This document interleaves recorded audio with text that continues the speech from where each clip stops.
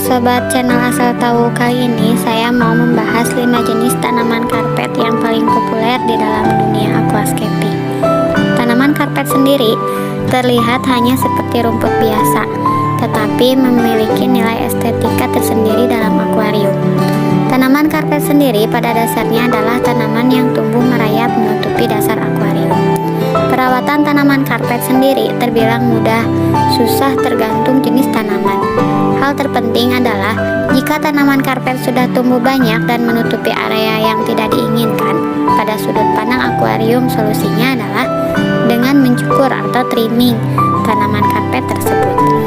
Yuk kita simak kelima tanaman karpet yang paling populer digunakan oleh para pro scaper. 1. Monte Carlo. Tanaman karpet pertama ada Monte Carlo.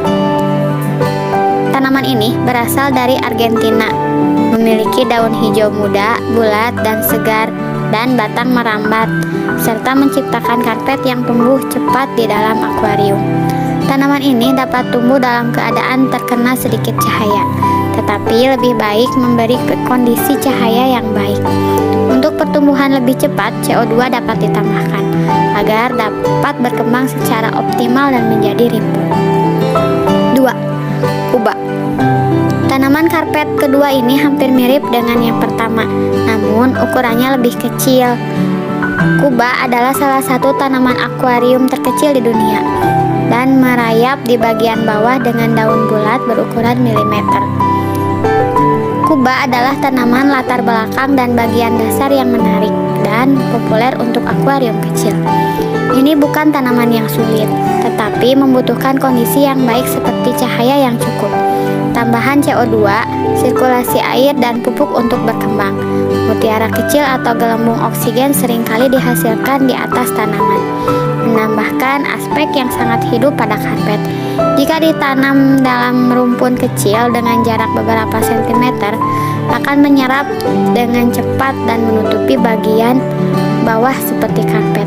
Rapihkan karpet secara teratur, jika tidak, bagian bawah tidak akan mendapat cukup cahaya yang menyebabkan kematian akar.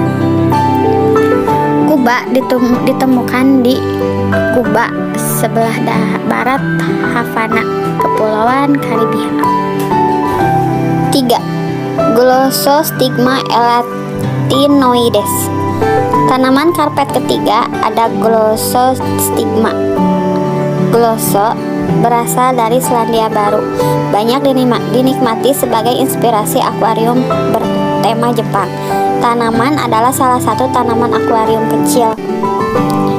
Tingginya hanya sampai 2-3 cm dan karenanya merupakan tanaman latar depan yang baik. Tanaman ini cukup sulit karena menuntut banyak cahaya. Tumbuh ke atas jika cahaya redup karena mereka mencari sumber cahaya. Pastikan tanaman yang lebih besar tidak menutupi mereka. Saat menanam di akuarium, gumpalan kecil sekitar 1/8 pot harus ditempatkan dengan interval beberapa sentimeter untuk membantu tanaman tumbuh bersama lebih cepat. Penambahan CO2 dan air lunak meningkatkan pertumbuhan secara signifikan. 4. Hair glass. Tanaman karpet keempat ada 2 jenis yang bisa dipakai sebagai karpet, yaitu Hair glass mini dan Parvula. Keduanya hanya memiliki perbedaan ukuran. Hair glass hanya berkisar 3-5 cm, sedangkan Parvula 3-10 cm.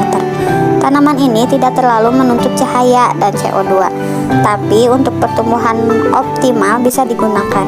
Cocok untuk akuarium kecil hingga besar dan bertemakan low tech. Jika tanaman sudah mulai memanjang, sobat bisa melakukan trimming berkala supaya akuarium enak dipandang. 5. Utricularia graminifolia. Di urutan terakhir atau kelima tanaman karpet ada Utricularia graminifolia, berasal dari Asia, termasuk keluarga Bledowwood.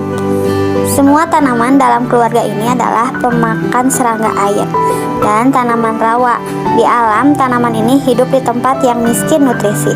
Oleh karena itu, perlu penangkap serangga kecil dan mencernanya sebagai pertumbuhan. Perangkap kandungan kemih adalah fitur unik dari keluarga ini yang dibentuk oleh Utricularia graminifolia setelah beberapa saat di akuarium.